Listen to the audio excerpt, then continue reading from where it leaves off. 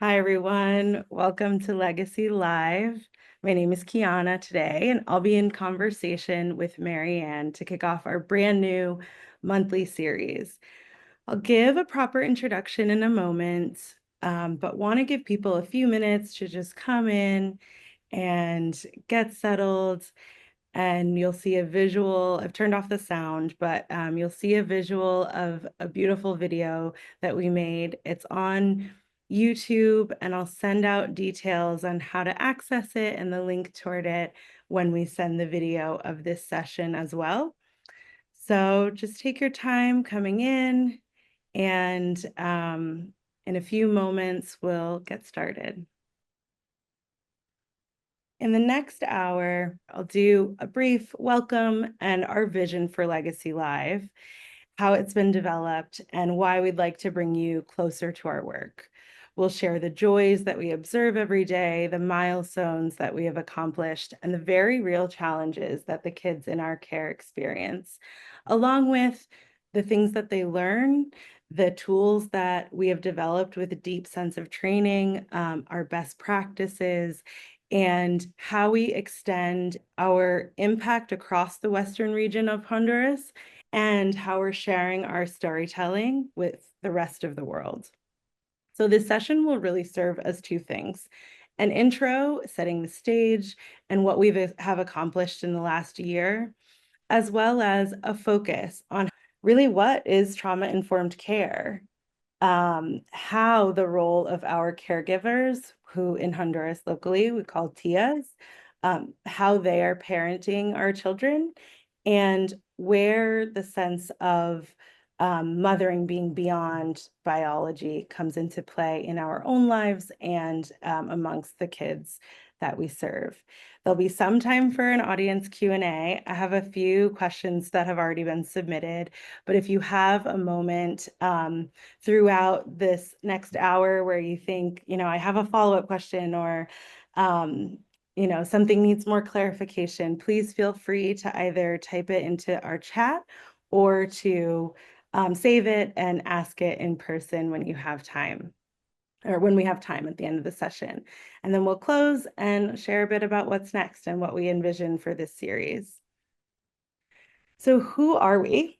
We're Legacy of Hope. My name is Kiana, and I am the Donor Development Director. And today I'm being joined by Marianne, who is our co-founder and executive director.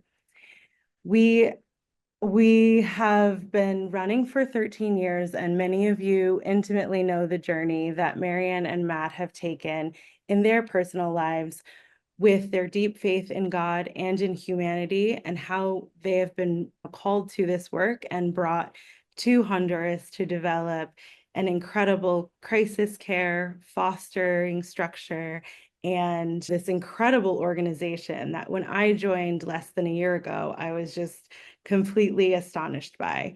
Often in international development, there's bureaucracy, there are multiple interests of investors, there are resources that don't actually impact the folks that we intend to. And when I joined Legacy of Hope, I was absolutely floored by the direct impact we offer to the kids that we serve. So through this work, Matt and Marianne have expanded their foster networks. They have also helped to create partnerships across local organizations. We have applied for many grants, even in the past few months, to really expand the impact and the possibilities for the children in our care. There's so much going on, and we're so excited for the continued growth and success in helping achieve permanency for our children in a safe and healthy setting, and truly for believing that a safe and loving family is available for every child. Just in the past year, there's so much to be proud of. In 2024, Legacy of Hope provided emergency protection and holistic care for 211 children through our emergency placement homes, where kids, as you can see in these photos, gather every day, learn from each other, play, and have a very safe and healthy structure to their lives. These children have received 100% safe housing, nutritious meals, medical attention, clothing, and emotional support, with a 96% family reunification and 90% of children reporting improved safety and stability within the first month. We're able to restore security and dignity for all of the children in our care. This care included over 1,200 hours of therapy, 188 medical visits, and over 100 neurodevelopmental screenings. All of this work is offered with the wholeheartedness and the unending love of our team. But our team is small, and so it has these numbers are hugely impactful for a team our size to accomplish within 1 year, and we're so proud of that work. The children that are in our home have also received tutoring in core academic subjects, developmental support that significantly improves their emotional regulation, and all of their learning outcomes. We're achieving and hoping to go beyond with every student or every child who is a student, and allow them really that space to imagine and grow in their futures.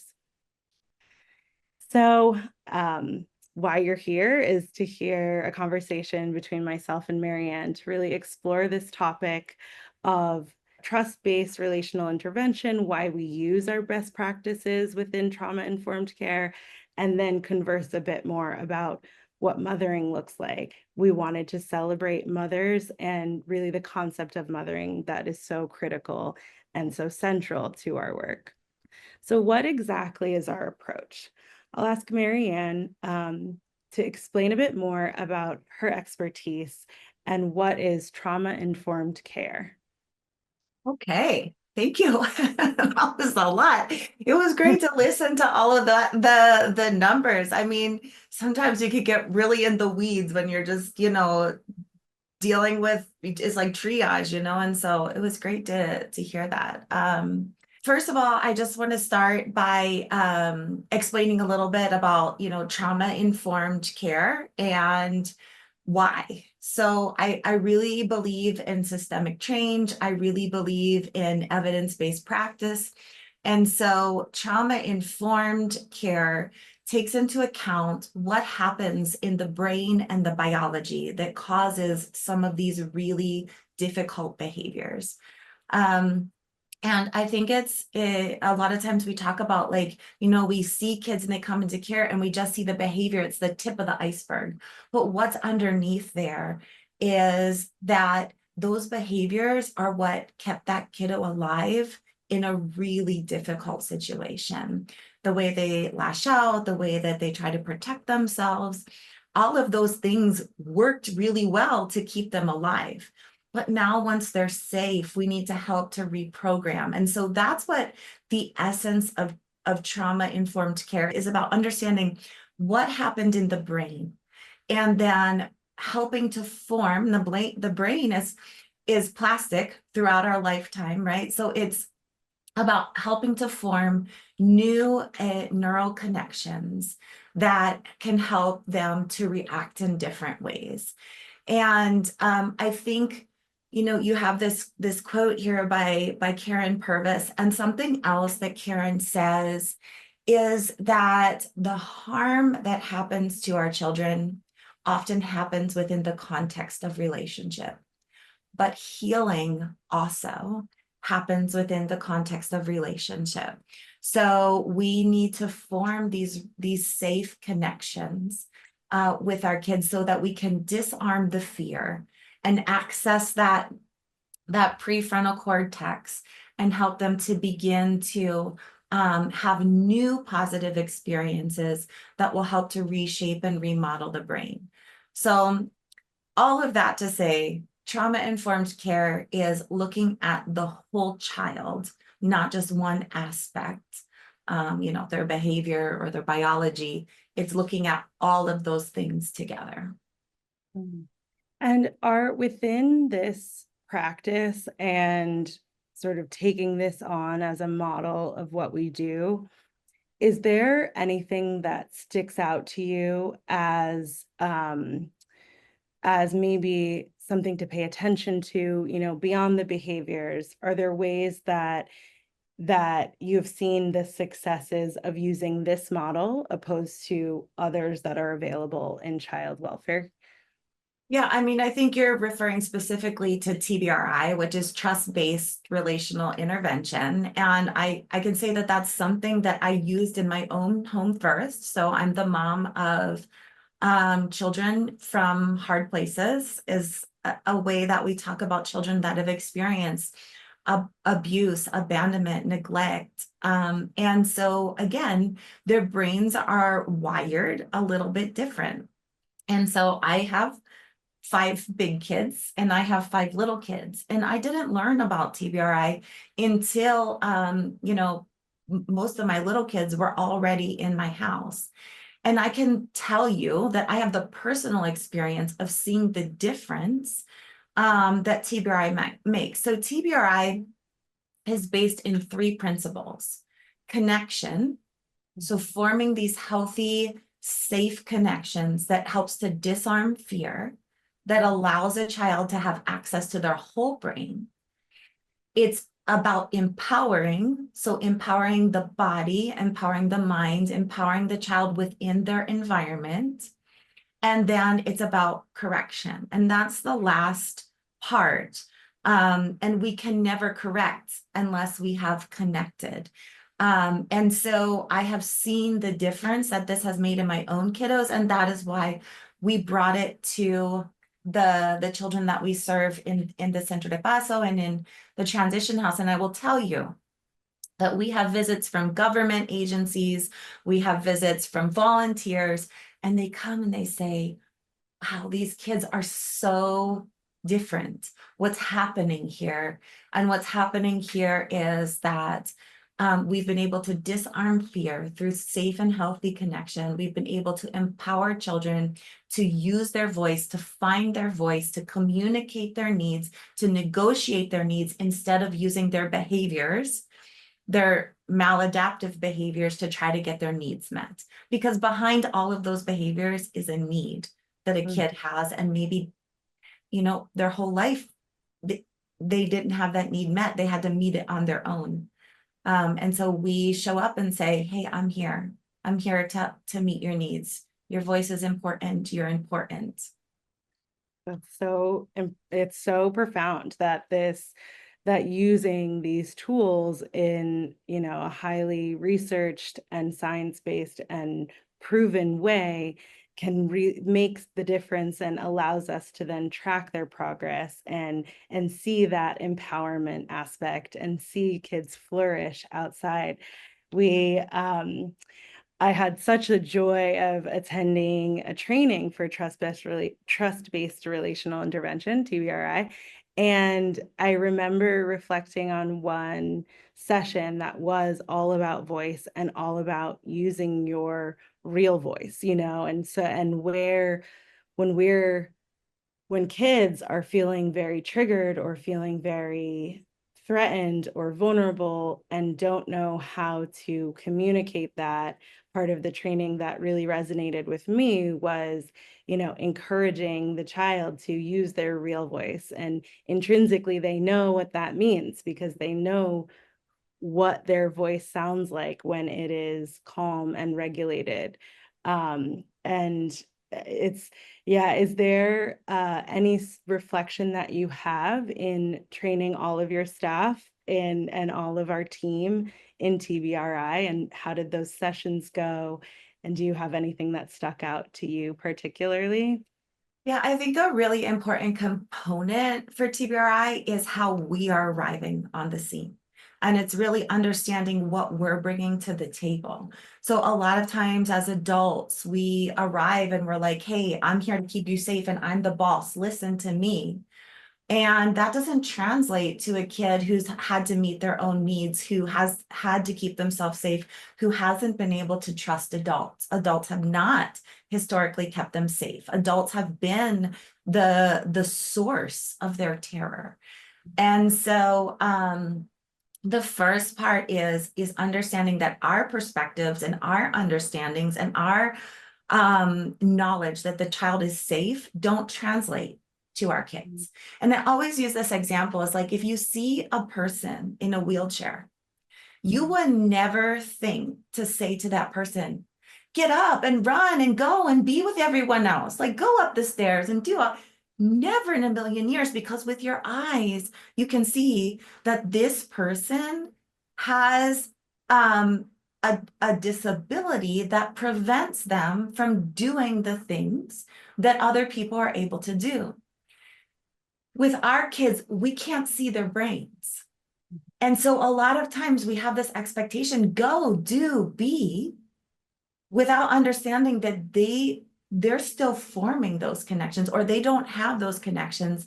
And we need to help them to develop those in order to become their best version of themselves. And so it's really important for us as adults to kind of come in checked, to understand the perspectives and the beliefs that we have, and to make allowances for our kiddos who need some extra space and grace, and they need us to help them change their belief system, because what they believe about themselves is they've heard things like, you're never going to amount to anything, you're just the same as your father, you can't do anything right. They've internalized all of these things. And so when we show up and we say, you can do anything you put your mind to, or, I love to be with you, they cannot receive that until they have learned to be able to trust that, we're safe adults who do what we say we're going to do, who listen to their voice, who validate their experiences while still holding the standard, right? While still saying like, hey, I want you to achieve. So these are the steps that I need you to go through healing, but in a really compassionate way. Absolutely. What do you think the role of also giving the empowerment through understanding the rights of the child? So can you share with us a little bit about how you started incorporating understanding the rights of the child, and how that connects to a space where our kids in our care are feeling like, they do have that value? Yeah, I mean, you have kids that are coming again from environments where adults have told them, what's going to happen, or done things to them that have been harmful and terrifying. And they believe that that's normal. They believe that that happens to everyone. And so empowering a child by saying, hey, here's your rights. You have the right to go to school. You have the right to be safe. You have the right to a family. You have the right to health care. You have the right to play and to have fun, which is the right of a child. You can look up all of the rights of the child in the UN document. But so the first step is just letting the kids know it's education. Your life experience might not reflect the reality of the world, right? And when we talk about empowerment in TBRI, we're not talking about empowering kids to understand their rights with the educational component. We're talking about empowering them within the environment to say, here's what's going to happen. You can have this expectation that we adults are going to show up and we're going to do these things. You can have the expectation when you use your voice, we're going to listen. Now, I may not say, you may use your voice and say, I want to have a popsicle right now. Instead of my lunch, I want to have a popsicle. And I'm going to say, thank you for using your voice. I can hear you want a popsicle. We're going to eat our lunch first, and then we'll see about getting a popsicle, right? But I'm listening to that voice. I'm validating that voice. I'm saying that's important. And then the other part is the biology part. Kids who have had difficult life experiences, their biology is not the same. So their blood sugars often spike and peak and spike and peak. So doing things like, we have 3 meals a day, but we also have snacks in between. So every 2 hours, our kid is getting something, a high protein or, a healthy snack to maintain their blood sugar. Our kids have access to their water bottles at all times, so they remain hydrated. These are the kinds of things that we can do to empower kids' bodies so that their overall brains and bodies are working at the optimal level. Absolutely. I remember on a visit that just being really blown away by how rooted in humanity and intrinsic value every single practice is that occurs at Legacy of Hope.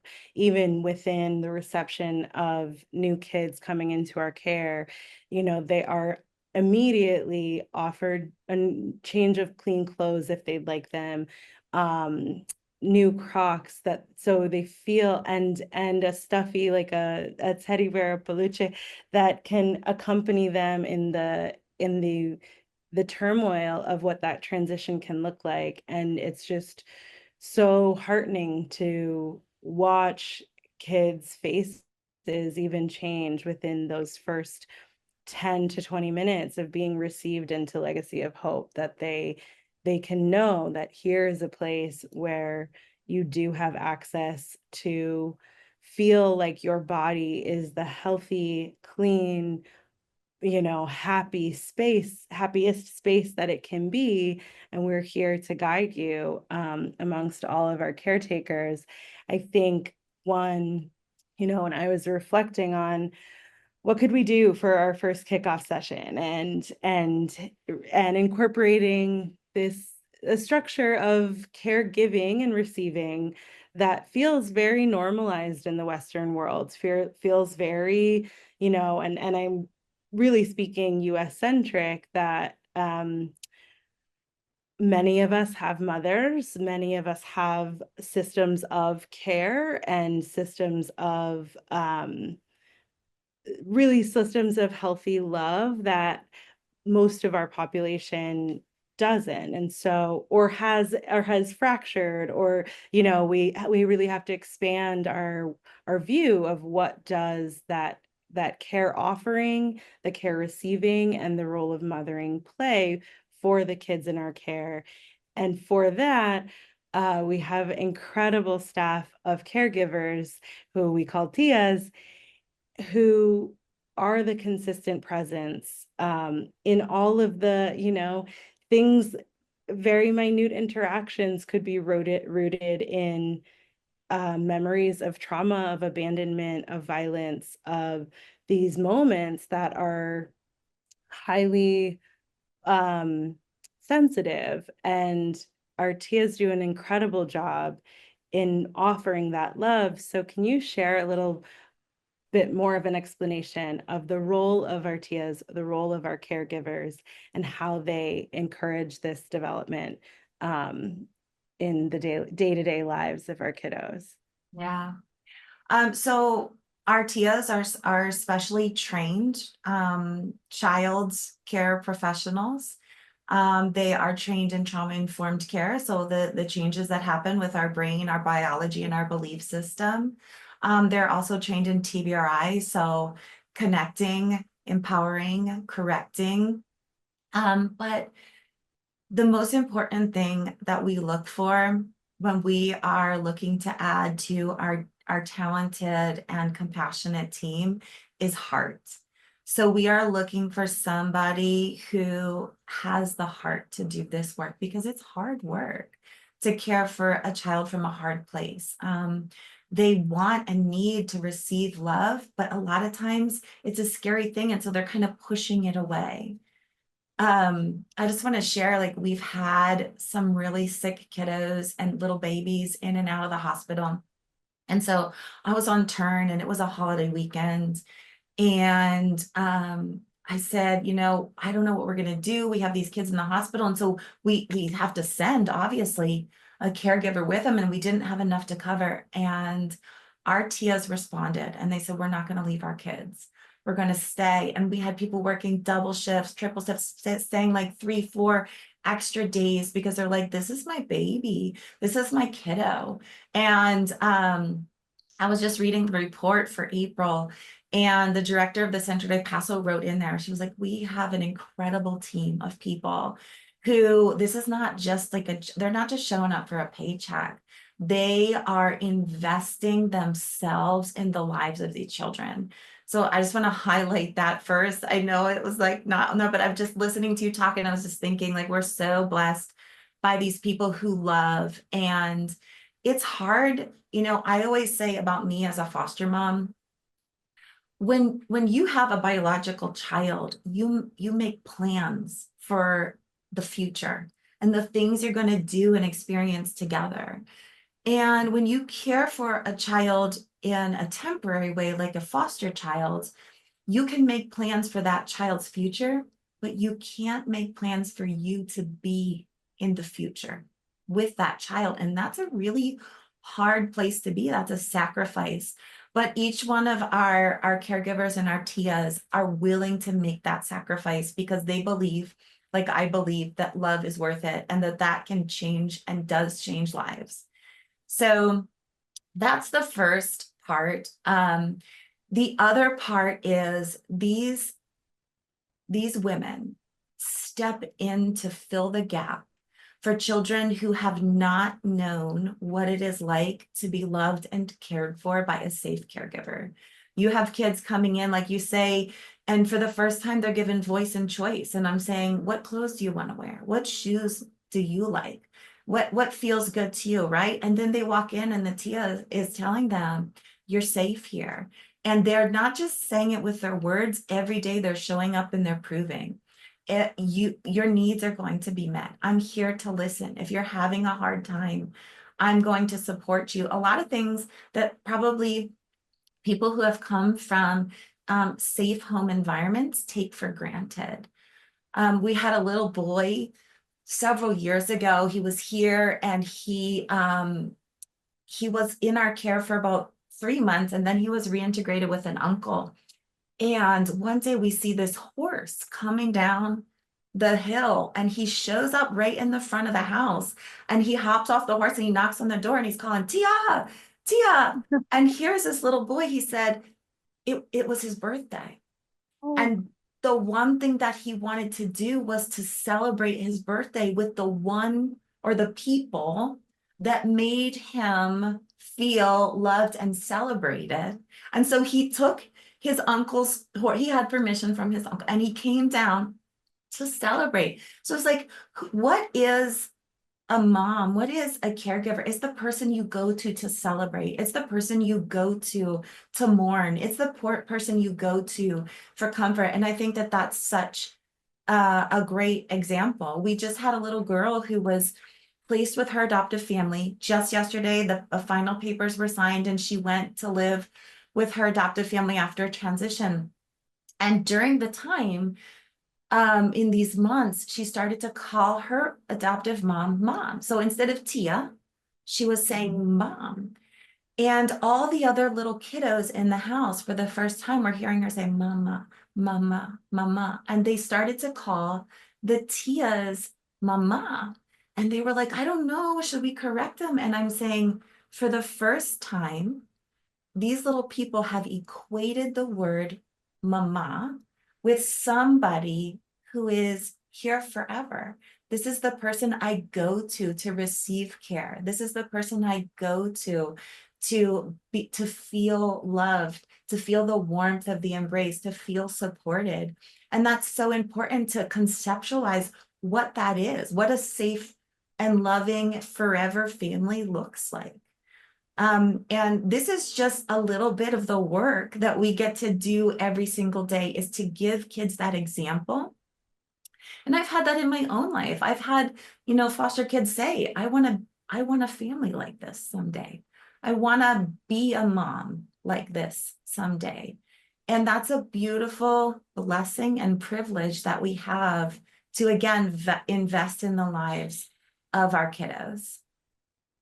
absolutely. I think that I love hearing these stories. That's one of my favorite parts of my role in this organization and my job is really knowing the stories of what happens every single day on site, and that folks want to come back. I think that boy who came back to celebrate his birthday with the people who he most deeply wanted to celebrate with, That is absolutely not the first time I've heard you talk about. You know what? It makes me think we just had this sibling group and they had been here several times. Their parents were always sending them out to sell things in the street. And finally it was like, no more warnings. And so we had them for a couple of months as we were transitioning them to a permanent placement.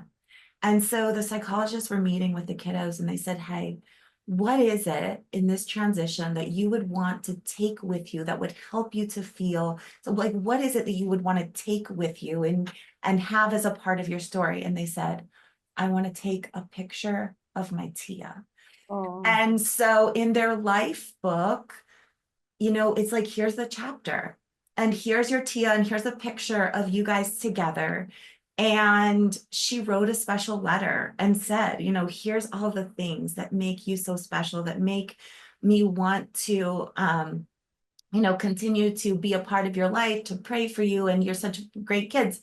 And we worked out with their permanent placement that their Tia could come and continue to visit with them. But I think that also just speaks to how invested our Tias are in making our kids feel safe and loved and supported, that a kid would say, like, of all the things, I'm going to my permanent place, what do I want to take? I want a picture of my Tia to remember this feeling that I have of being loved and cared for and safe.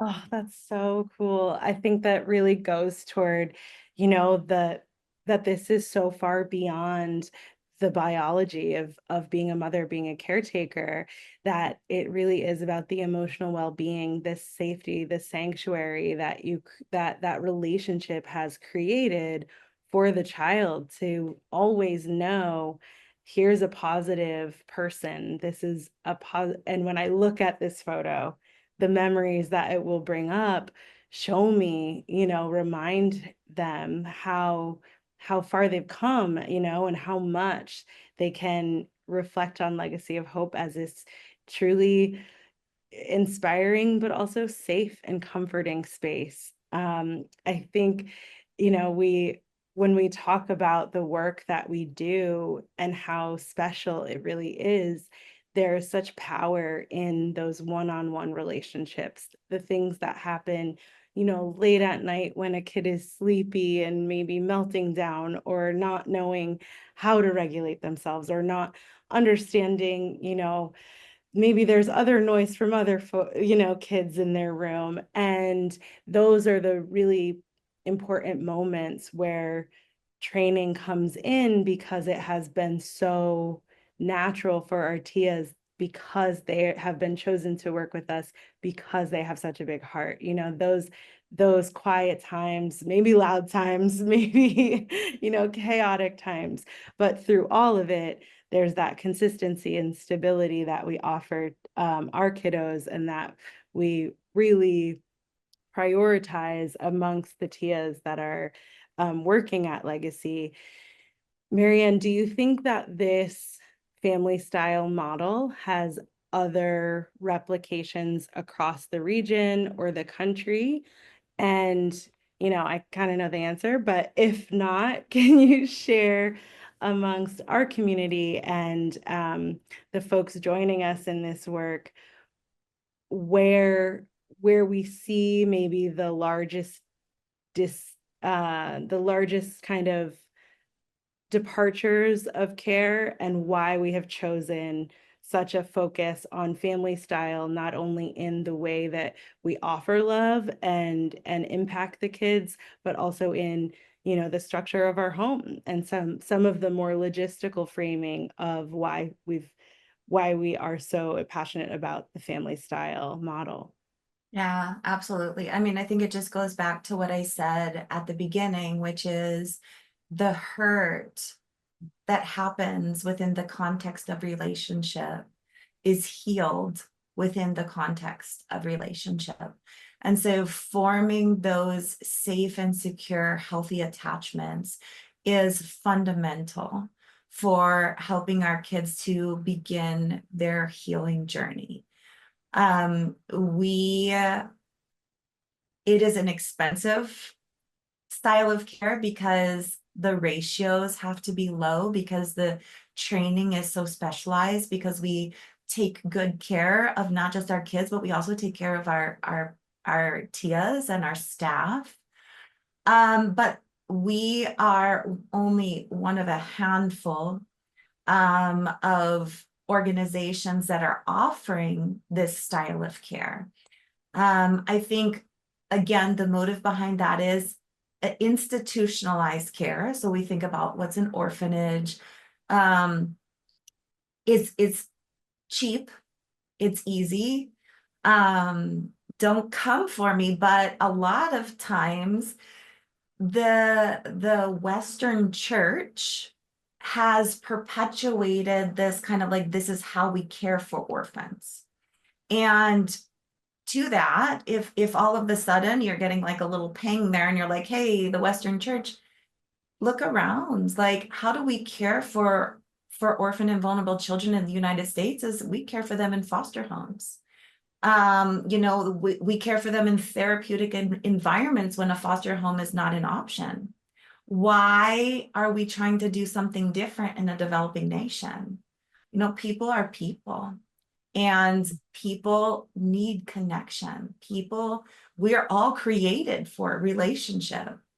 And so my passion is family-based care, and trying to create an environment that is sustainable financially, but also with the human resources that we have is really important to me. So especially in this really delicate trauma-filled environments. You have kiddos that are just coming directly from trafficking, directly from abuse, directly from abandonment and neglect, and witnesses to violent crime and all of these things. They really need to feel safe. Your brain cannot begin a healing process. You cannot even begin to evaluate or make logical choices when you don't feel safe, right? And I don't know if I have time, but I feel like I always use this brain model, right? So like your brain, you can do your hand brain. So we have our brain stem and our amygdala, and this is like the part of our brain that's always looking for danger. And so if you're walking down and this is your cortex brain that makes all of the decisions. So now we're walking down a path and our brain is here and really integrated, and we're like, oh, the trees are beautiful and the sun coming through and it's so, so lovely. And I smell the spring. And then all of a sudden a bear comes onto the path, right? You're going to flip your lid and you're going to say, oh my gosh, you're not going to say, I wonder what race of bear this is. I wonder if it has a family, and like, which tree does it live in? And like, how long has it been? Never. You're going to immediately switch to this fight, flight, or freeze, right? Your amygdala has seen the danger and you're going to react. And what we're doing in our homes with family-based care is, when our kids feel like they can't be safe, they don't have access to this whole part that allows them to rationalize and evaluate and to think and to interpret. They just all the time are fight, flight, freeze, fight, flight, freeze. But when you're at home and when you're safe and when you're heard and when you're held, you can begin to have this full brain experience that allows you to evaluate, to think, to rationalize, to connect. And that's why family-based care is so important. That's why when people come in and they say, wow, your kids are so different, they're not fighting, they're not reacting, they're not afraid, it's because they have access to their whole brain and they feel safe because they're with people that help them to feel safe. And I don't know if I answered the question. I may have gone off on a tangent like I do. I think that was the perfect. Listening to you speak is always so wonderful for me, because you are such an expert, and I think this is the perfect kind of entryway for our community into getting closer to the work that we do, because it is so heart-centered and it is so rooted in science and biology and understanding how our bodies work, how our brains are functioning at all times. And with that deeper understanding, we can connect back to where's the heart, where's the compassion, and why, why do we choose this model? And I think from where I sit, it is as well the um, keeping track of our impact and our statistics and our numbers that I went over at the beginning, because we have another way to really prove that this works, that this is a tried and tested method that we see success through, and that our success continues growing. And in our last year, we have just deepened our impact in so many ways, but by prioritizing this trauma-informed and very individualized care, we're seeing more kids be placed effectively within loving homes, as the child that was reunited with his uncle. And we're also seeing that if children are in our care for multiple years or longer than, a month, that those kids also feel like this is their family, and they're able to, go beyond the vulnerability of the unknown. And so we're coming kind of to our close, but have a few questions that were sent in previously, and we'll encourage, all of our community to send in questions whenever they can. We're so happy to answer. And really, this is why we're doing Legacy Live, is to welcome all the curiosities, all of the deeper understandings of what we do and how we do, and to really learn about kids, that their day-to-day, their lifestyles. So in that thread, one question that we have is, how does the Legacy of Hope team stay resilient? How do we stay energized and focused? And how do, across our TIAs, our caregivers, our psychologists, anyone who is working in the office, how do we build that resiliency, but also, how do we take care of each other, or ensure that we're focusing on our own sustainability? Yeah, that's is such an important question. I'm glad that we're addressing that. I mean, first of all, TBRI is not just something that we do with the kids, it's something that we do with each other. So we have a culture here of caring for each other. So understanding that as caregivers, as people who are listening to difficult cases every single day, we need to care for ourselves. And we use the example of, you need to put your oxygen mask on first before you assist anybody else on the plane. I'm sure if you've flown anywhere, you've heard that, but it's really important for us to know, like, when we're getting to the edge of our margin, that we need to ask. So just an example, with our little girl that went to her adoptive family, of course, it's a beautiful celebration, but it's also a loss. And so you have caregivers and psychologists who love and have loved this little girl for 2 years, and they're saying goodbye. So it's okay to be celebrating and happy for her finally receiving her adoptive family who we prayed for 2 years. But on the other side, it's saying goodbye to a little person who you've invested in and you love so much. And so we run groups where we can talk about the loss, where we can process that, where it's okay to say, you know what, it just hit me really hard right now, and I need 10 minutes to take a walk. Or I see that, hey, it looks like you're struggling, and I don't, well, better leave that alone. I say, I notice that it looks like you're struggling right now. What is it that you need? How can I help you? In the same way that we arrive to our kids. And something that you said is showing up with compassion. But for us, it's not just compassion, it's competency.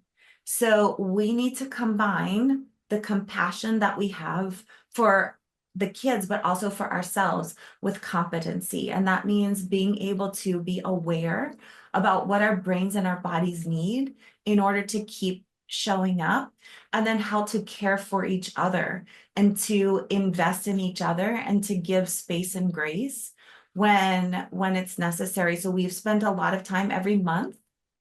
We do staff strengthening every month. We do care groups, nurture groups with our caregivers and with each other to do little check-ins and see how it's going. When we hire someone, we start by saying, this is going to be a hard job. You need to have a support network. What is it that gives you life? Do you love to exercise? Is going to church and your spiritual journey important? What creative outlets do you have? So we start at the beginning with helping people to understand self-care is part of the job. And while we're going to come alongside and to help facilitate some of that, you also have a personal responsibility to yourself and to your family to invest in making sure that you can continue to build resilience. Absolutely. I have felt it myself in the care that is offered across the team and in, the attention that we do have to prioritize in our own lives and understanding how do our families support us if we how do our, are we in groups where we can talk about it?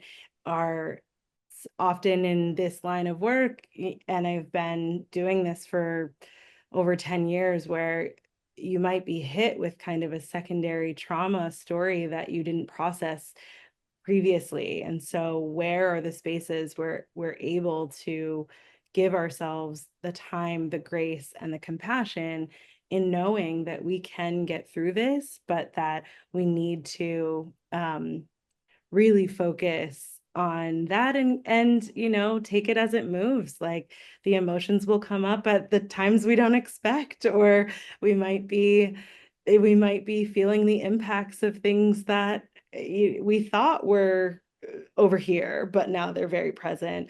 And what I've learned as being a part of Legacy of Hope is that there is always the space to do that, because showing up to the job every day as our best selves allows us to function better as an organization in our primary goal, which is the service and caretaking of our children. So yeah, a huge thank you to you, Marianne, for sharing so much today and for really kicking off this Legacy Live series, where we're going to continue inviting our community to learn with us. It's our way of saying thanks to all of you, to so much. There's so much that you give to us, and that we would love to use this opportunity to give back in the knowledge and the presence of who we are, how we are, and what we do every day. Another question, which I'll answer as we close out, and we can actually watch this sweet video of our kids in the center playing with joy and bopping this balloon everywhere. One question we always receive is, how do we spread the word and how do we get more involved? So one way is attending this series. We'll be hosting a session every month, the third Tuesday of each month.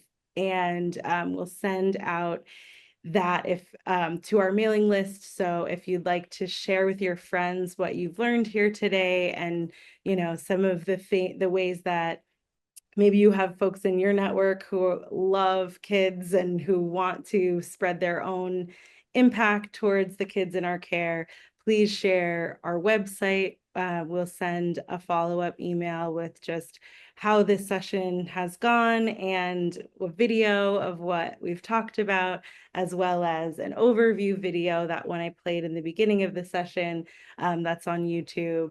And we'll also share, UN rights of the child, and we're developing a database of just accessible, usable information for all of you as you learn more about the work that we do.